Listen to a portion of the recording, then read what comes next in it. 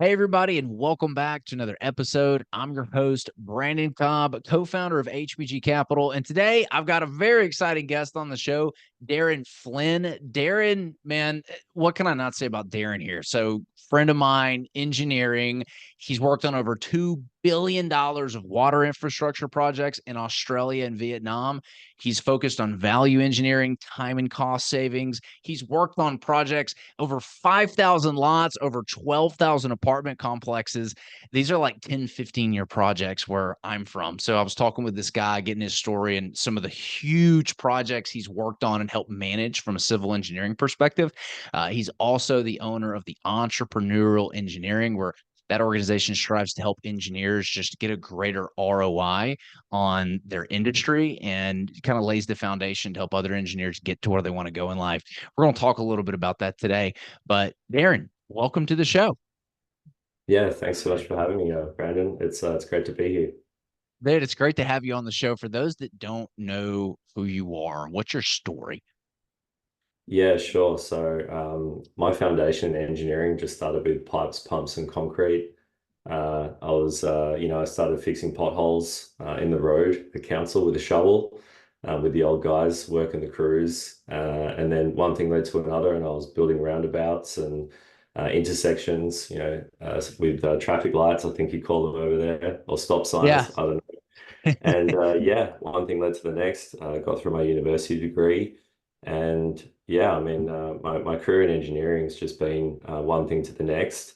And I think what I've found over time is that, as an engineer, you can provide so much value, not just, in the communities and the environment that you can create, but probably more so in the value, because at the end of the day, time is money, and infrastructure costs money, and the more you can save along the way, the better for the outcome. Oh, we're very familiar with infrastructure costs. And I think one of the most taken for granted industries is civil engineering because we take for granted the roads, we take for granted the sewers, the water, the electricity. We're born into it. He knows how much design work goes into creating these neighborhoods, creating these apartment complexes, creating these communities. I mean, it is amazing. Every little detail, the slope, guys, listen to this. You don't know if you live in a house right now, the slope of the yard for the water drainage, the slope of the road, everything is designed down to inches. How many feet of pipe go in to connect your electricity, how much water goes in there, the direction that the water goes around underneath the yard. It is amazing how many details have to be thought of in the civil engineering. It is incredible how much work goes into it. And the reason I wanted Darren on the show is because he has managed some enormous projects out in Australia that just blew my mind when he was talking about it. Just to give you an idea, like I think the biggest development we've got going on is like 215 homes right now, and he's worked on like 1,000 plus home developments. I mean, these are like decade long projects. And so, Darren, you literally started in the trenches. You said shovels and potholes all the way up to managing these larger projects. Was there a inflection point anywhere in your journey where you felt like you were taking like an exponential step up? Because there's got to be some pretty big steps from fixing potholes to managing and designing and value engineering projects where you're able to save literally tens of millions of dollars by looking at the civil design. Yeah, so look, I'll just pick up on a very quick point you made, and I think a lot of people take it for granted, just to have a flushing toilet, just to have drinking water, to have, those amenities that, there's a lot of people in developing world that don't have access to clean water or a toilet. We can talk more about that in a minute, but you mentioned the inflection point, and I think there is a few things that come to mind. And I think it's how much can you actually fit in your brain at any one time. Mhm. You've got to be able to compartmentalize problems and issues and project values, data, and everything in your mind. And if you can compartmentalize that, if you can delegate it and action it, and you can actually time block what you need to do your own actions, without the people around you, there's no way that you can take on those mega projects. But I think the key for me, and maybe that inflection point started with understanding how to bring value to a project. Because ultimately, like you mentioned, the pipes, the grade of the yard, all those minute little details. There are people who will look at those details. There's engineers and designers who can do that. If you can step away and look at the bigger picture, I think that's when you'll find you can create the most value, particularly in these larger projects, because that's where it might be, you might move a road and get an extra 2 or 3 lots. So that's an extra 2 or 3 homes that someone can have. A developer obviously can sell that land. You might actually come up with a better outcome, to reduce the footpath or the sidewalk widths, which will mean Mhm. you get greater amenity or you can plant more trees. So there's always a different way or an angle to look at things. And I think things like design thinking, value engineering, innovation, I think if you keep those as your core principles, you'll be Yeah. able to provide value wherever you go. Yeah, let me just give you guys an example. So we had a project where we hired a bad civil engineer. He was off by about 6 inches on, I don't know, 6, 7 acres. And when you're off, we had to dig 6 inches deeper is what I'm getting at. And so because of that, the site no longer balanced. In other words, we had to Yeah, remove dirt off the site. And that six yeah, inches that we had to dig meant that we had to push all of the utilities down 6 inches as well, because they yeah, have to be a certain distance from the top. And we ended up hitting rock in certain yeah, areas that we had to yeah, go and drill through. So that was a $330,000 mistake. So yeah. the engineering is extremely important, being able to properly design these things. Darren, you just named a few things, and I want to kind of get into some of the value engineering here in a second, because not all civil engineers are created equal. I know. Paid for Sorry it. about that. What are some of these mega projects that you've worked on in Australia? Give us some context around that, because I thought this was really cool when you and I were talking.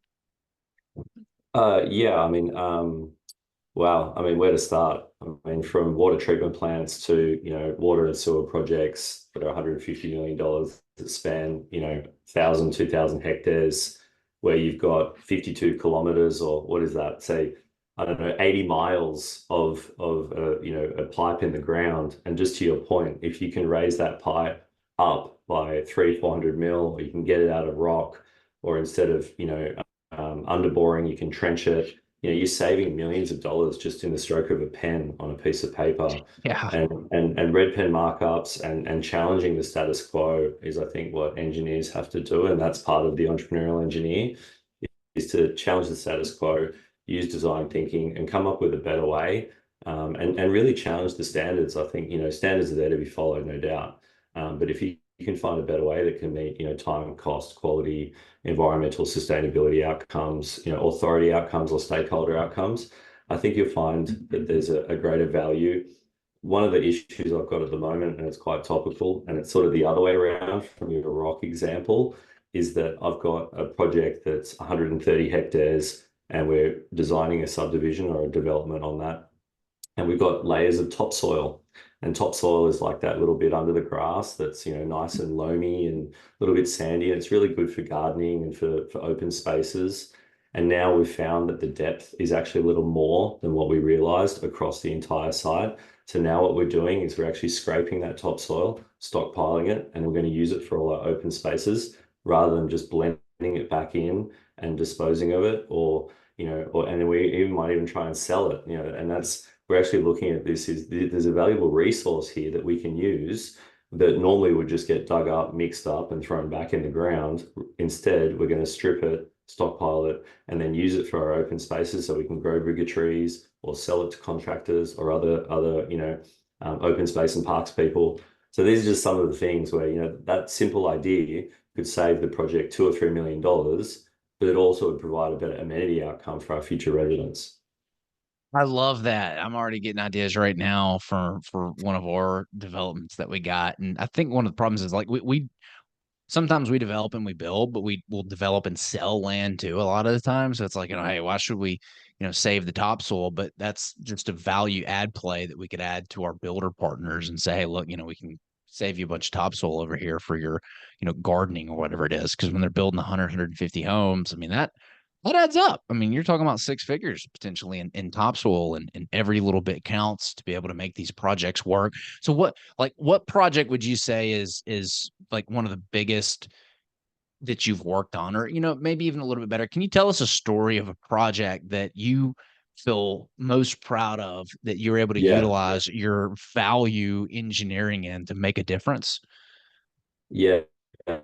So yeah, the one of the projects I'm most proud of is a project that I worked on in 4 years. It's called the Three Delta Towns Project, a project that was run in Vietnam. I started there as a volunteer, a paid volunteer through the Australian government on a program called the Australian Youth Ambassador for Development Program. It places 18 to 30-year-olds in the Asia Pacific on paid volunteering gigs. I got there, I started doing, I worked on a microcredit scheme, which was for just building septic tanks and toilets in people's homes. And what essentially it did is they provided the funding and then people would buy the toilet and then pay it back, just to the local government over time. So it gave people the investment in what was only a small piece of infrastructure, a toilet in their home. And you can't imagine how proud people were to have a toilet. A lot of houses there didn't even have a toilet. They're just in a fish pond toilet, which is a whole separate conversation. Yeah. But there, I mean, I built 3 water treatment plants, drainage infrastructure, stormwater pump stations, water infrastructure. We alleviated 3 towns out of, I won't say poverty, but they didn't have a lot of infrastructure. And to see those towns turn around from, I'll say, towns to thriving cities just Mhm. by having the right infrastructure was a total game changer for me. And seeing the people, the Vietnamese people, beautiful people. And I lived in one of those towns that was, 7 hours from anywhere, learned Vietnamese. It really changed my life. And it wasn't just about the project. Sure, I provide a lot of value there. But yeah, it really changed me and changed me as a person. That's wild. What were some of the things you were most proud of on that project? Like, from like the value engineering, like what adjustments were you able to make that ended up resulting in a better development, a better community, or significant cost savings? Yeah, so we knew that one thing, right, is we knew that steel prices were going up, for example, and we could see that there was a trend. So we decided to pre-procure about it was about $8 million just worth of steel for the project. Another idea we had is we had about I'll say 100 miles of stormwater pipe that we had to essentially buy from the market. So instead of buying it, and I'm talking about what would you say, 12-foot diameter pipes, right? Like really, really big pipes. So we came up with the idea instead of buying them, we're just going to make them ourselves. So we imported all the equipment, the rolling facilities, the steaming. We built the shed, we built all the infrastructure. We employed all the local people, got a lot of the steel that we procured. We got all that from China. And we actually started making our own pipes and becoming our own manufacturer. And by doing that, What? not only did we employ the local people, we saved about, it was only about $30 million, but in the scheme of the project, that was a lot of money. And then we distributed those pipes not only across the project, but then we started selling them to other projects in other regions, and we became a pipe manufacturer for some time. So it's just an idea just to go, hold on, why are we going to buy, all this kit, or we're going to buy all these pipes and we can just make them ourselves? It was just sort of like a mindset shift. So yeah, there's just a couple of examples, and look, there's so many over the course of my career, but I think if you can look at a project at a very high level, and you can start to come up with ideas how to save money and time, and challenge just a typical procurement example or just a development 101, I think Yeah. that's when you can really make an impact. What in the world? 100 miles of pipe, and then y'all decided to manufacture it yourself, ended up saving about 30 million bucks.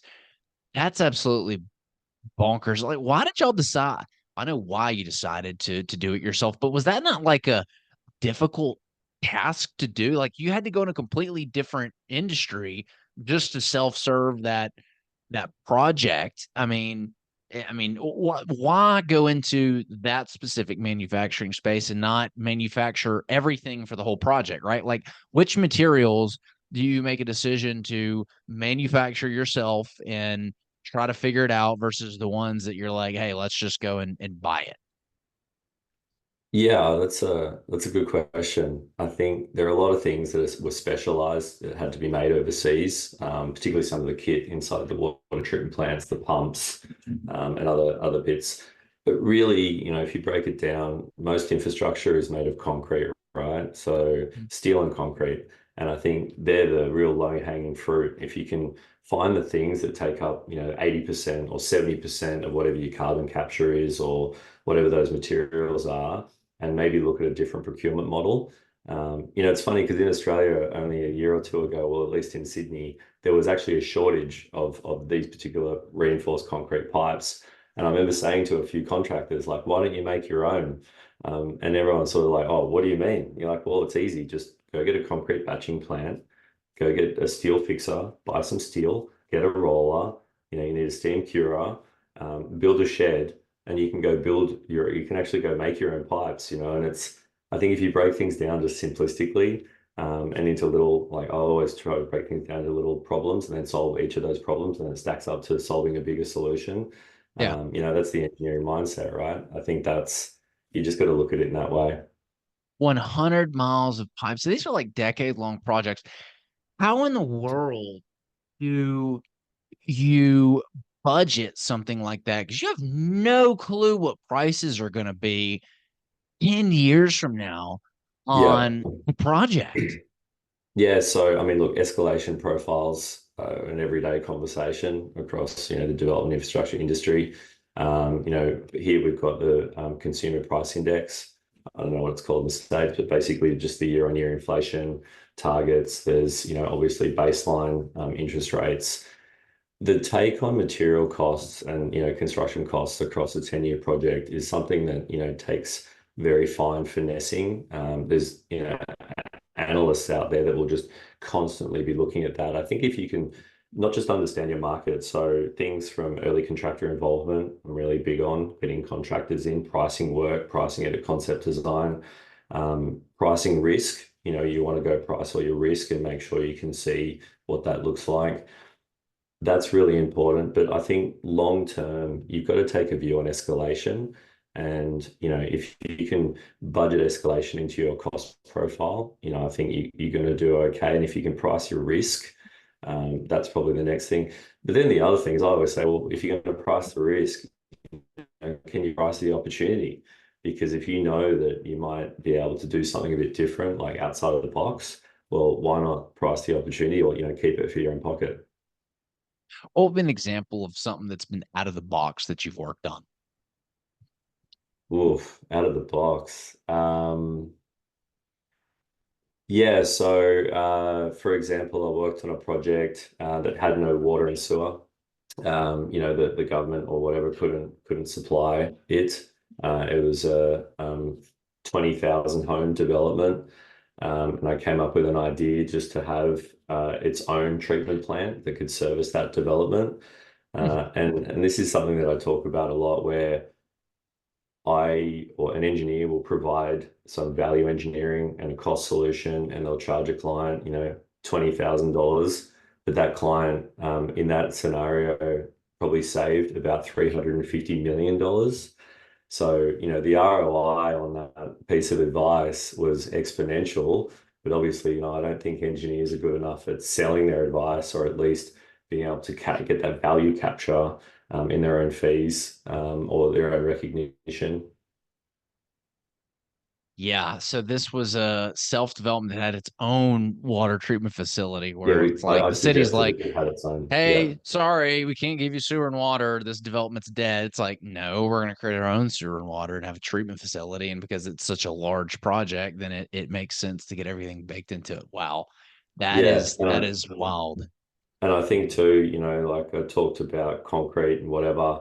My view is that, the old school is bricks and mortar. The new school is plastic. Like if you can modularize, decentralize, if you can move, if you can add on, tack on, and move things around, and you can have a decentralized approach.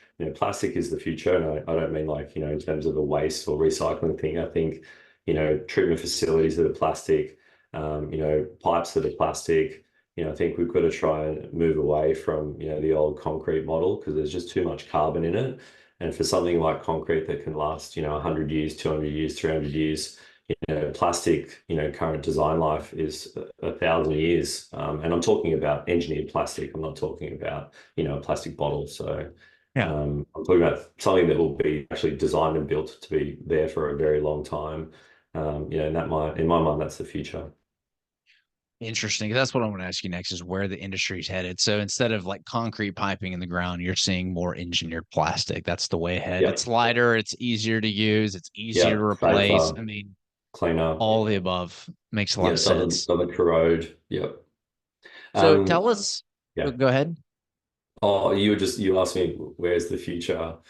Um, Yeah, I think, in my mind, engineers have to be more entrepreneurial, and that's sort of the basis of, my mentoring coaching program that I'm running at the moment. I think engineers have to challenge the status quo. There's too many cookie cutter, we did it on the last job, copy and paste approaches. And they're the things I think that are damaging the reputation of engineers, just not in Australia, but globally.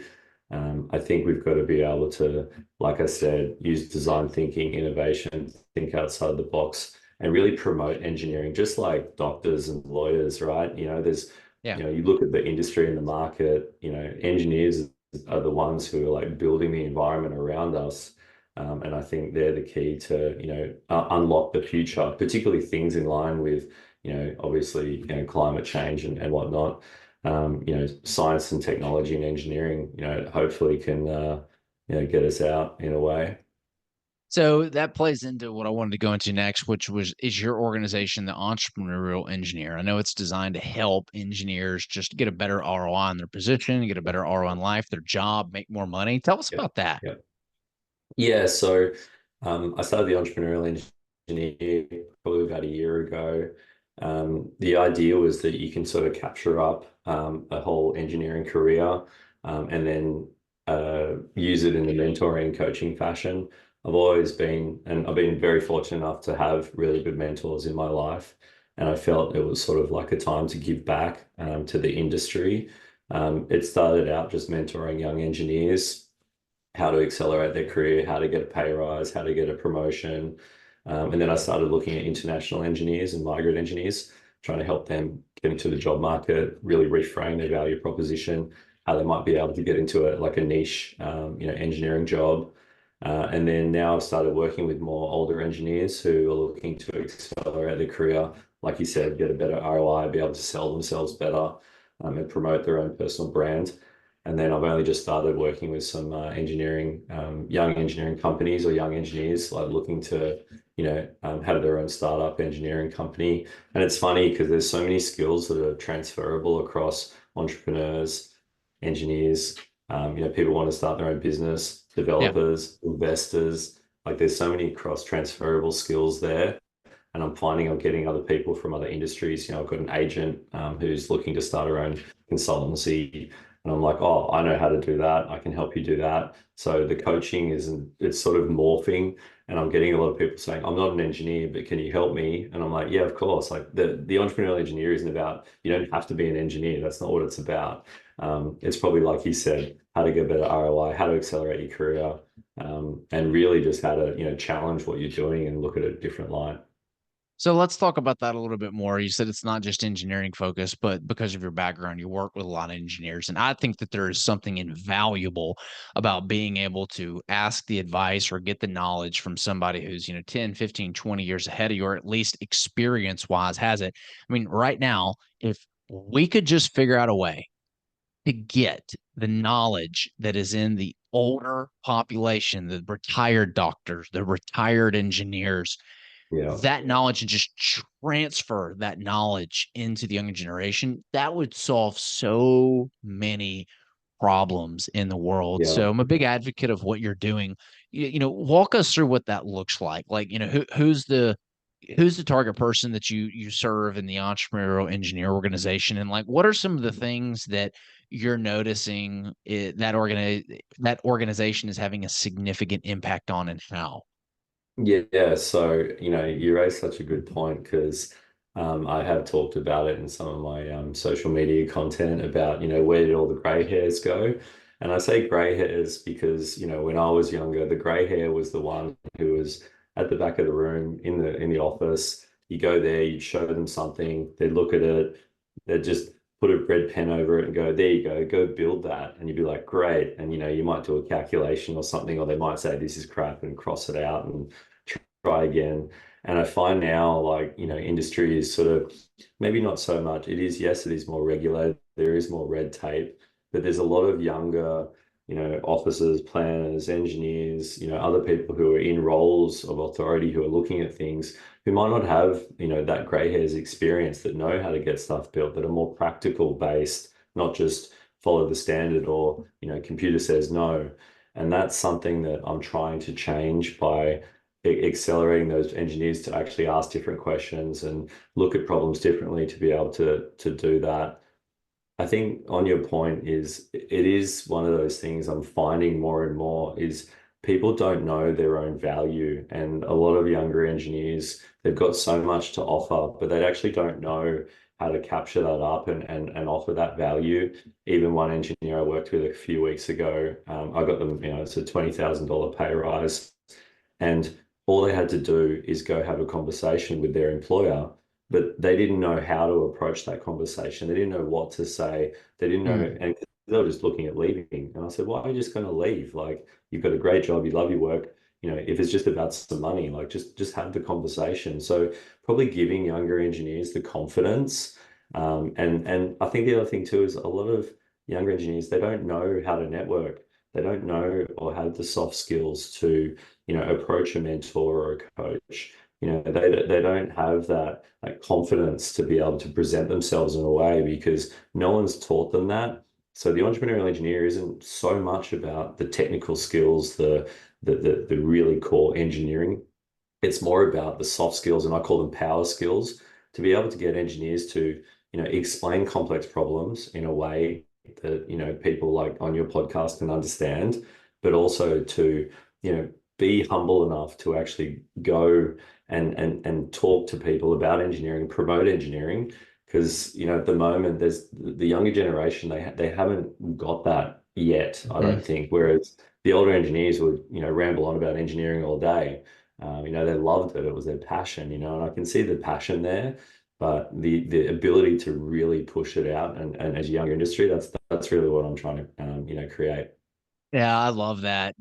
Just learning to negotiate with your employers, that is by far the highest dollar or skill you can learn as an employee. I'm Mm. talking with my wife about this right now. I'm like, you've got to negotiate. You don't get what you deserve. You get what Yeah, you no, you never negotiate. will. That in itself, and people don't even know that that's on the table. It's like, okay, I guess I got to go find another job. It's like, no, you can negotiate with your employer. Build a brag book, build all of this amazing compliments and text messages you've received, and reviews. If you got people leaving you reviews and messages and emails, attaboys, attagirls from your clients that you've helped with, and like go and negotiate. So I love that. It's definitely needed in the workplace. So Darren, with all the success that you've had, what's next for you? Yeah, it's the success is still a work in progress, man. Um, Oh, look, the entrepreneurial engineer most definitely is my passion project right now. I'm really in the thick of it. I've got some online courses coming soon. Funnily enough, I'm looking to launch my own podcast, which is really exciting. I've got a lot of good feedback from industry, and I've got a really solid guest list. So that's starting in the coming weeks, which I'm really excited about. And then, yeah, I mean, I'm hoping I can try and I want to help 1,000 students. That's sort of my goal. I'm slowly creeping up there. I've got about 120 at the moment, so it's Wow. getting there. And just trying to provide value and give back to the engineering community. I've got a networking thing coming up for young engineers and young professionals in the market, which is just a way to get more face-to-face interaction and get maybe a community together, which I'm really excited about. And yeah, for me, that's probably about it right now. I mean, obviously, I'm working for a property developer. I've got a lot of things going on. I've got a young family. For me, if I can just balance all that, see my family grow up, go on as many holidays as possible. Like, job well done. Man, that's exciting. If people want to learn more about you, learn more about the Entrepreneurial Engineer organization, where can they go? Yeah, so I'll drop a link to my LinkedIn profile. It's got all the links to subscribe to the Entrepreneurial Engineer. Can show you some other stuff I'm doing. You can have a look at my content, like, comment, repost. That'd be amazing. Yeah, the more people can, or young engineers, young entrepreneurs can find about what I'm doing. Yeah, that'd be great. And I'd love to help them. All right. So we'll make sure that that LinkedIn link gets posted in the show notes. So if you're driving, don't worry about it. We'll make sure that gets posted there. You can click on it. Darren, it's been an absolute pleasure having you on the show today. Mate, thanks so much. Appreciate your time. And hey, if you're listening to this, show Darren some love. So show me some love. Leave us a review, like, comment, and share this with your friends and family. We will see you guys next time. Awesome.